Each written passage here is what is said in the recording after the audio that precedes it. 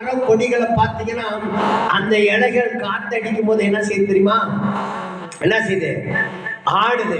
இப்படி காத்தடிக்கும் போது அந்த இலைகள் என்ன செய்யுது? ஆடுது. அப்ப என்ன செய்யுதுன்னா தேவனுடைய சத்தம் தான் அந்த காத்து. தேவன் அசைவாடும் போது தான் அந்த காத்துகள் கிடைக்கும். நம்ம நினைக்கிறோம் நிறைய காத்துகள் உருவாகுது, நிறைய காத்துகளை விசுவாசிக்கிறோம் அப்படின்னு சொல்லி நம்ம நினைக்கலாம். அந்த காத்து தேவன் அசைவாடல அப்படின்னா மரம் கொடி எல்லாமே நின்று போயிடும். அல்லேலூயா. அப்ப நம்மளுடைய வாழ்க்கையில் அவர் நம்மளோட இடைப்படலன்னா நம்மளுடைய வாழ்க்கை நின்று போயிடும். அப்ப இந்த கொடி மரங்கள் எல்லாம் என்ன செய்யுதுன்னா கிளைகளை என்ன செய்யுதுன்னா ஆடுது, அப்படியே ஆடுது, ஆரவாரம் பண்ணிக்கொண்டே இருக்கிறது. இரவும் பகலும் ஆரவாரம் பண்ணது. நம்ம பகல் மட்டும்தான் ஒருவேளை 1 மணி நேரம் 1.5 மணி நேரம் மட்டும்தான் தேவ சமூகத்தில் தேவ சபையில ஆராதித்துக் கொண்டிருக்கோம். ஆனா மரம் இரவும் பகலும் காத்தடிக்கும் போதெல்லாம் என்ன செய்யுது? தேவனை மகிமைப்படுத்திக் கொண்டிருக்கிறது. அதனாலதான் மரம் பச்சையா இருக்கிறது. ஹல்லேலூயா. மரம் பச்சையா இருக்கிறது. ஆனா நம்ம வாழ்க்கையில பார்த்தீங்க அப்படின்னா அந்த மரத்தை போல கூட தேவனுக்கு என்ன செய்ய முடியல? ஆராதிக்க முடியல, தேவனை மகிமைப்படுத்த முடியல. ஒருவேளை இன்றைக்கு நீங்க தேவனுடைய சமூகத்துல இருக்க பிள்ளைகளா இருக்கலாம், இருக்க குடும்பங்களா இருக்கலாம், ஒருவேளை சபைக்கு வர்ற பிள்ளைகளா இருக்கலாம், சபைக்கு வர்ற குடும்பமா இருக்கலாம். உங்க குடும்பத்துல ஆராதனை விளங்க வேண்டும்.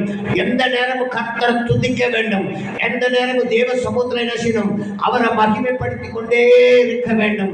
தேவன் என்னோட அசைவாடுற ஒவ்வொரு நிமிஷமும் அவர் காத்த போல பார்த்தீங்கன்னா, இன்னொரு காரியத்தை சொல்ல விரும்புகிறேன். அவர் காற்ற போல நம்ம மத்தியில விசுவாசிக்கிறார்.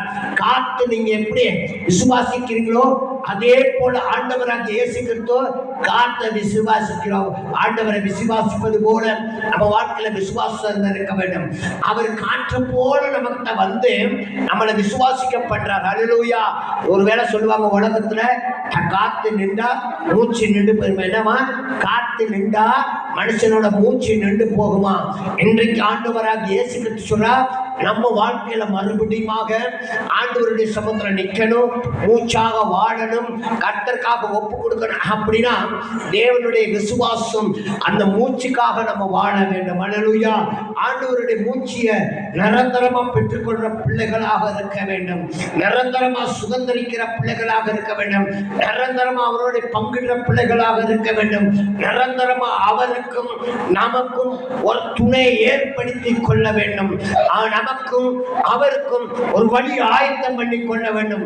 அவருக்கும் நமக்கும் இந்த சமுதாயத்துல ஒரு உடன்படிக்கை நம்ம வைத்துக் கொள்ள வேண்டும். அதனால சபைகள்ல பாத்தீங்கன்னா நிறைய சபைகள்ல உடன்படிக்கை பெட்டி இருக்கும்.